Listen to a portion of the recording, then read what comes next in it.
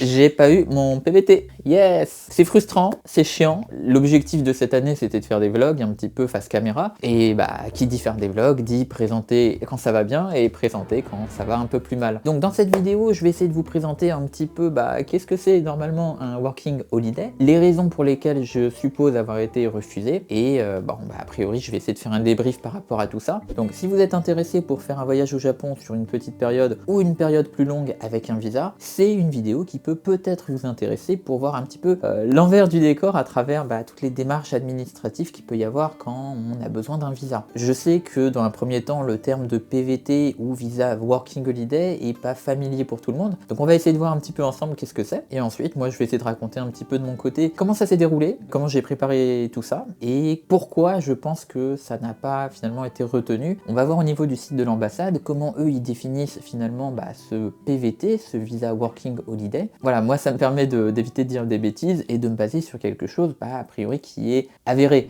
Ok, alors on voit ça maintenant. Premièrement, qu'est-ce que c'est le visa vacances-travail? C'est un accord entre la France et le Japon. Il a pour objectif de promouvoir les relations internationales. Tout ça donc pour offrir aux jeunes ressortissants des deux pays l'opportunité d'appréhender la culture et le style de vie du pays dans lequel ils se rendent. Ce visa permet aux jeunes Français de séjourner dans une durée maximale d'1 an sur les territoires japonais dans le but d'y passer des vacances avec la possibilité d'occuper un emploi susceptible de compléter les moyens financiers dont ils disposent. Ensuite, on va avoir un petit peu des limitations par rapport au travail qu'on peut faire avec ce visa. Et la première petite croix, justement, elle nous dit plus ou moins tout ce qui touche un petit peu au monde de la nuit ou qui moralement est un petit peu discutable, c'est pas possible de travailler dedans. Alors typiquement, on va avoir tout ce qui est bar, cabaret, et en fait, on va pas se le cacher, tous les trucs de host aussi, c'est assez particulier. On pourra en parler dans une autre vidéo, mais oui, au Japon, il y a une industrie du host, et tout ça, c'est pas accessible. A priori, quand on fait un working holiday, c'est pas non plus handicapant si on peut pas travailler dans ce genre d'enseigne. Et ensuite, la dernière croix, c'est pour dire qu'une fois que le visa il est établi, c'est pas possible de l'allonger, c'est pas possible de le modifier ou autre. Voilà, tout simplement.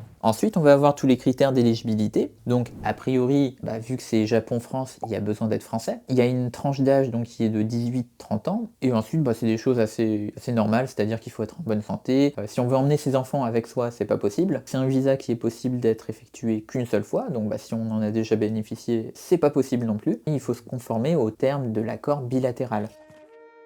Donc en gros, moi pourquoi je voulais faire un PVT au Japon? Avant de rentrer dans la partie narration, il y a 2 points qu'il faut que je vous explique par rapport à ma situation. La première est justement que un de mes parents est japonais, et ça implique que dès ma naissance, a priori j'ai eu la double nationalité française-japonaise. Mais le Japon, en termes de gouvernement, n'accepte pas ou ne reconnaît pas la double nationalité. Donc ça veut dire que entre 18, 20 ans, 22 ans, il est nécessaire de normalement faire un choix et de choisir une des nationalités, français ou japonais dans mon cas. Il y a une zone d'ombre par rapport à ça, c'est-à-dire que tout le monde ne le fait pas, et en gros les personnes qui ne le font pas sont dans une certaine zone de tolérance. Ça fait que normalement, donc en fait tu renouvelles ton passeport japonais un petit peu avant ta majorité, et comme ça pour une durée de 10 ans, a priori tu es dans cette zone d'ombre qui permet d'être japonais. Dans mon cas, a priori j'ai vécu à peu près toute ma vie en France, et j'ai effectué des études de japonais, donc licence, master, LLCER, pour en connaître un petit peu plus par rapport à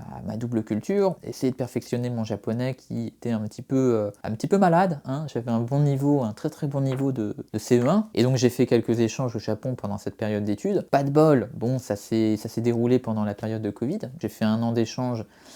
C'était un petit peu avant le Covid, mais du coup, il y a la moitié, plus de la moitié qui a été un petit peu bouffée par le Covid. Alors on était au Japon, mais du coup, on restait dans nos dortoirs à suivre les cours. Et donc la suite logique à tout ça, c'est après mes études, je me suis dit, ça peut être sympa de faire un PVT et de vivre un petit peu au Japon, non plus en tant qu'étudiant, mais vraiment en tant que personne qui essaye de tester un petit peu la vie au Japon, qu'est-ce que ça peut donner. Et justement, ça coïncide normalement par rapport à ce qui avait été écrit sur le site de l'ambassade. Bon, moi, le domaine qui m'intéresse par rapport au Japon, c'est le domaine musical. Donc c'était pour moi un petit peu une opportunité de rester sur le territoire, éventuellement prendre des cours de musique, essayer d'aller à des théâtres, aller à des concerts en tant que observateur, essayer de comprendre un peu plus sur le terrain qu'est-ce qu'il en est de la scène musicale japonaise. Et voilà, c'était un petit peu donc le but de ce PVT.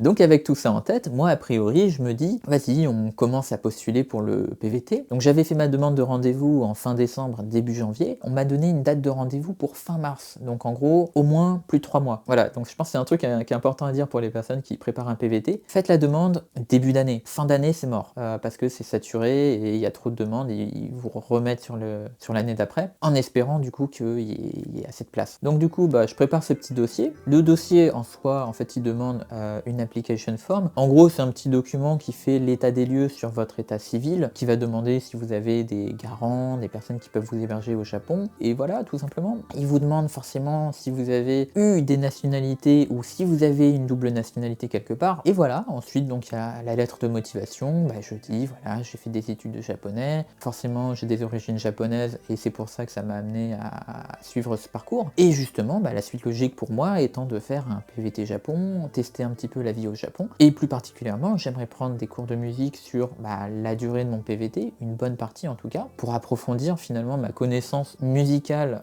spécifique au Japon. Et alors j'ai essayé de mettre un petit peu aussi également le fait que j'ai envie de visiter des musées, j'ai envie de visiter des villes, des parcs naturels, pour insister un petit peu quand même sur le côté qu'il y a une partie voyage. Après, donc, un autre document qu'il y a eu à remplir, c'était le projet d'activité, où en gros c'est un planning, plus ou moins, qui a à remplir pour dire où est-ce que vous allez, quel budget vous allouez, comment vous pensez vous loger, etc. Voilà, et puis moi je l'ai fait de manière très, très sérieuse, sans me jeter des fleurs, bien sûr, mais j'ai vraiment pris le temps de le faire, quoi, vraiment très bien écrit, en anglais. Je dis concrètement où est-ce que je suis, qu'est-ce que je pense visiter, je pense me loger dans ce genre d'habitation, frais d'électricité, frais de contrat, loyer, téléphonie, nourriture, vraiment tout, même donc le transport, tout ça. Et voilà, en fait c'est mine de rien, j'ai fait mon budget petit à petit, assez clair. Après il y a un petit truc du médecin disant que vous êtes en bonne santé, un petit formulaire, un petit justificatif bancaire pour dire vous avez assez d'argent, et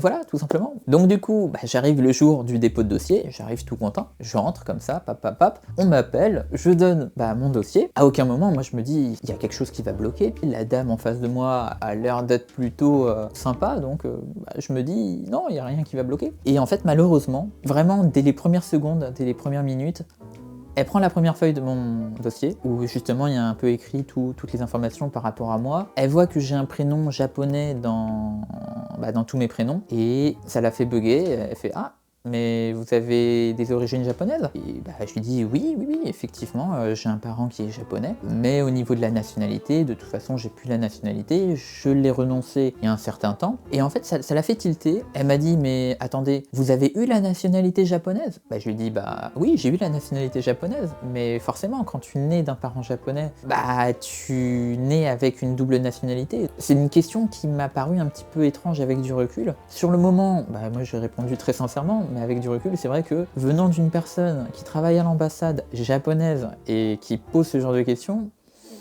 c'est un peu bizarre. Et en fait, très rapidement, sans même regarder les autres documents, elle me dit écoutez, monsieur, je vais pas vous cacher qu'il y a de fortes probabilités que votre profil ne corresponde pas à un profil de personne qui est susceptible d'être retenu pour un visa vacances-travail. Ok. D'accord, j'avoue sur le moment j'ai pas trop de réponses à apporter, et en fait elle me parle très rapidement d'un autre visa, a priori qui serait plus adapté pour moi, qui est le visa de époux ou enfant d'un parent japonais. Alors vu comme ça, effectivement ça a l'air alléchant, ça a l'air sympa, elle me dit d'ailleurs que c'est un avantage, certes, d'accord, mais en fait ce qu'il faut savoir c'est que pour ce type de visa, il faut un Certificate of Eligibility, et en fait tout ça, ça se fait au centre d'immigration à Tokyo. Donc, si vous avez pas, si votre parent ou si la personne n'est pas au Japon, c'est compliqué. Mais voilà, ça je le réalise pas sur le moment parce que je connais pas du tout. Et je dis tout simplement, ah d'accord, très bien, merci à vous madame, au revoir. Et je m'en vais en espérant quand même que le visa PVT passe. Malheureusement, très rapidement, en fait dans l'après-midi direct, je reçois une réponse comme quoi c'est pas possible. Il me renvoie vers ce visa d'époux ou d'enfant japonais, et je suis clairement perdu sur le moment parce que je me dis mince, ça met vraiment un stop à ce que je pensais faire, et je sais pas du tout qu'est-ce qu'il en est, comment je suis censé obtenir ce visa. Et en fait l'erreur que j'ai faite également, c'est que j'avais déjà acheté mon billet d'avion pour le mois d'après. Donc, moins d'un mois pour obtenir ce genre de document, en général, c'est très compliqué. Et voilà, donc du coup, c'est vrai qu'en termes de raison par rapport à pourquoi j'ai pas été accepté pour ce visa vacances-travail, bah, j'en ai pas vraiment eu. J'ai juste eu une réponse, voilà, vous êtes refusé, point barre. Et ensuite, je me suis dit, mais pourquoi? Pourquoi j'ai été refusé? C'est quoi la raison en tant que telle? J'étais pas déçu, j'étais pas désemparé dans un premier temps, j'étais juste, pourquoi? Genre, c'est quoi la raison? J'étais également dans un état d'esprit où, bon, ça a l'air de bloquer, mais est-ce qu'il n'y a pas des choses encore qui me restent à faire avant de me vautrer et de me dire, oh, la vie, c'est nul? Donc j'ai écrit un mail, tout simplement, j'ai écrit un mail en réponse au refus. Pourquoi j'ai pas eu ce visa vacances-travail? Et éventuellement, essayer de reconsidérer ma candidature, s'il vous plaît. Alors je leur ai demandé, est-ce que le refus est dû par rapport au fait qu'un de mes parents soit japonais? Bah si c'est le cas, je peux rien y faire. J'ai rappelé les faits que, bah, a priori, j'avais postulé en tant que français, j'ai envoyé les documents qui attestent que bah, j'avais plus la nationalité japonaise, et normalement, ça devrait pas bloquer par rapport à ça. J'ai laissé également la petite voie de sortie en disant, bah ok, si c'est pas ça, est-ce que c'est par rapport à mon projet d'activité? Mais après, voilà, je le dis aujourd'hui avec un peu de recul, j'avais peut-être un projet d'activité un petit peu plus sédentaire, c'est-à-dire que je restais autour de la zone de Tokyo.